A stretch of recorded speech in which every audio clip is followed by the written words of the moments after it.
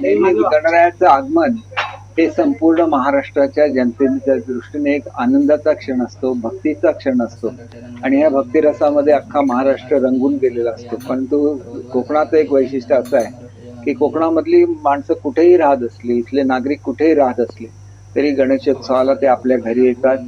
अनेक वर्षानंतर घरं उघडली जातात किंवा सर्व मंडळी एकत्र येतात आणि सर्व कुटुंबियांच्या उपस्थितीत अतिशय प्रेमाने आणि अतिशय भक्तिभावाने हा सण साजरा केला जातो.